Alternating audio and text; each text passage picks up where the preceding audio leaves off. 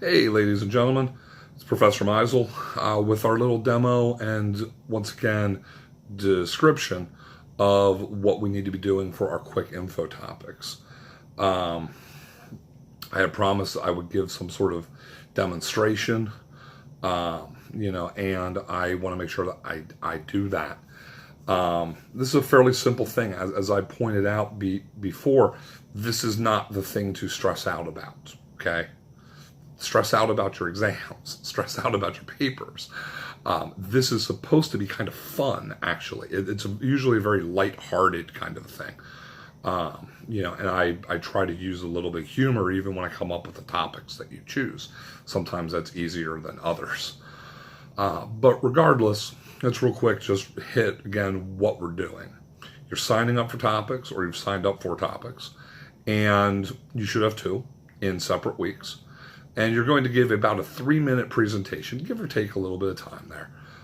Don't ramble on forever, but please try to hit about 3 minutes or so.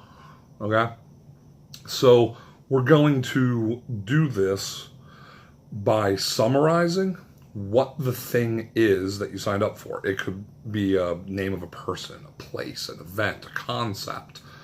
Tell us what it is.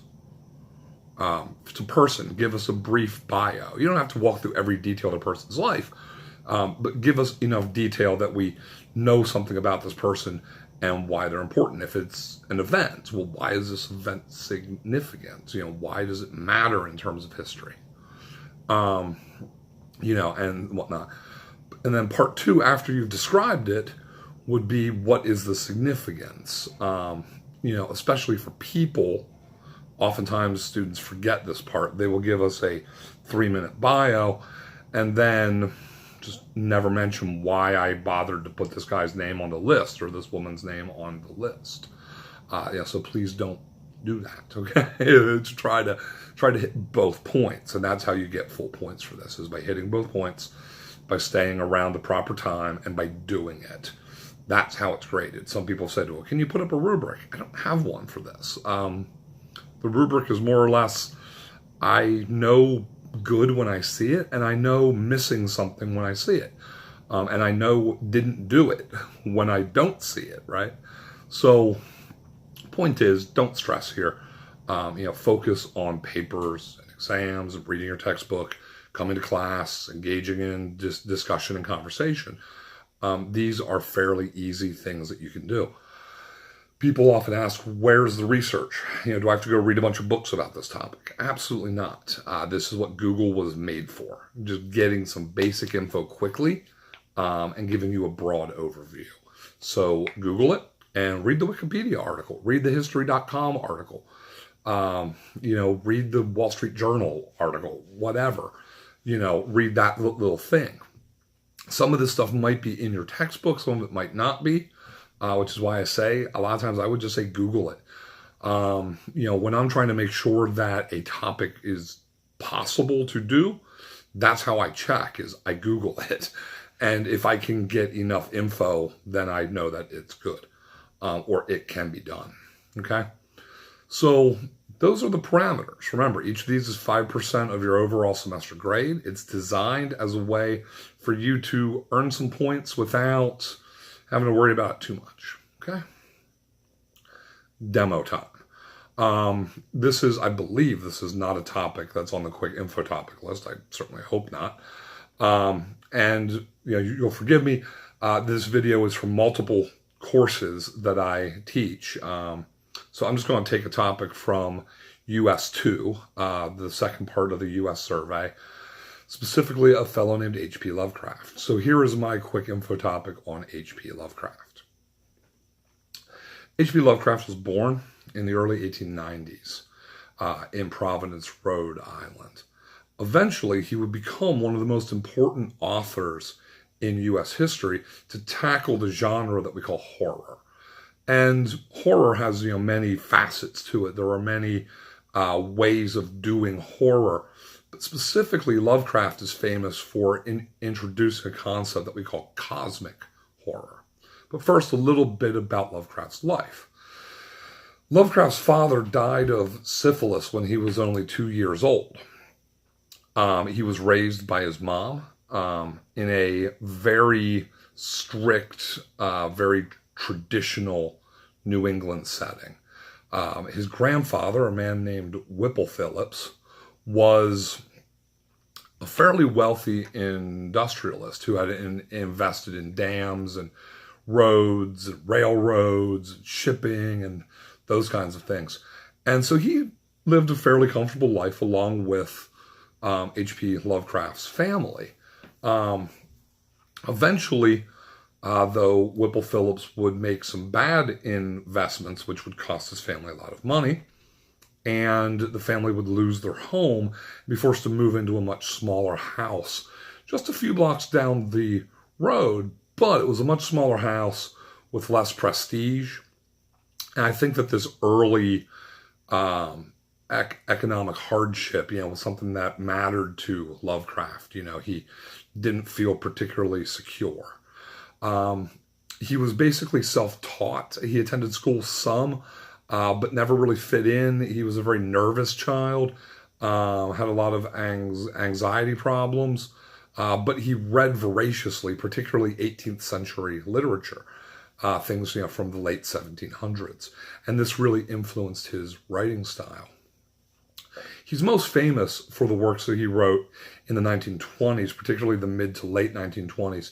These include short stories like The Outsider, Dagon, The Call of Cthulhu, At the Mountains of Madness, the horror, or the Dunwich Horror, The Shadow over Innsmouth, The Color Out of Space. There's a number of short stories that he wrote that are particularly famous, that have gone on to influence writers like Stephen King, Neil Gaiman, if you're familiar with him. He has a series on, I think, HBO or Starz right now called American Gods.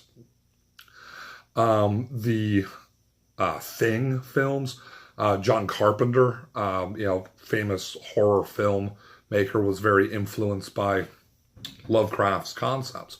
And his main concept was, rather than writing tales of the supernatural, which are sort of Gothic in style, we would call Gothic, mimicking Poe and such, he wrote tales that involved sort of a science fiction kind of bent. Rather than gods and demons and monsters that way, most of his creatures are alien. Typically, they came from the stars before men evolved. They've been on our planet for millions or billions of years, and they're so powerful and tremendous and awful, and frankly just powerful, that humans don't even matter to them. It's not even like we matter. We're just insignificant.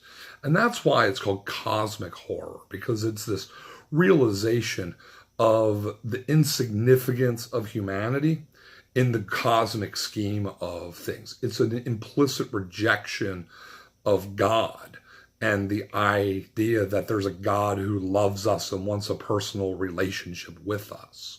Lovecraft is very anti-Christian that way. He's not interested in old religion. He's interested in science. And this really fits with what's going on in the 1920s. We have, as we've talked about during class, or we'll talk about during class, Einstein's theory of general relativity was published in 1919. In the 1920s, we also have the Scopes monkey trial, famously about teaching evolution in public schools. And so Lovecraft is a type or a symbol or a representative of this intellectual frame and movement. All right? So, done. I'm looking at the timer here. I think I went about 5 minutes, which is fine. You'll notice I didn't just repeat myself endlessly. I tried to give a little bit of detail. Lovecraft is a character that I kind of really like, so I was a little bit excited to talk about him. And if that's you, no big deal. You didn't ramble. You kept it between about 3 to 5 minutes. That's fine. I could have been a lot quicker, but I also could have been a lot slower. And if I'd have been a lot slower, that would have been a problem. One of the other things that at least one person asked was, could you show us what a bad one would look like? And I really struggled with this. I've actually recorded this several times now, trying to do a bad one. I'm not really doing a good job of doing a bad quick info topic. Because the only way to do a bad quick info topic is to go way under time, go way over time, not do it, forget the significance, forget the summary, or get everything wrong. Just kind of, H.P. Lovecraft was a writer in the 1970s. Okay, no, obviously he wasn't. You'd be losing a few points because I know that he's not. Those kinds of things, okay? So as far as doing a demonstration of a bad one, my apologies to those who asked if I could, because there was several people who suggested through all of my courses that might be a good thing. But I'm really sorry. I just can't quite make it work. Keep it to the right time. Make sure you get summary and significance, and then you'll get 2 thumbs up. Okay? And do it. Be there when you're supposed to do it. Don't just kind of forget about it. Okay? And you should be fine. All right? If you have any questions, contact me. My contact info is on the syllabus. And I'd be happy to talk about your topic, especially for those of you who are going soon. If you have questions, feel free to talk to me about them, okay? But I'm going to sign off now, and I'm sorry this video went a little bit longer than I had intended it to. But hey, I hope that this was at least helpful. Y'all have a great one, and I'll look forward to seeing you in class again soon. Bye.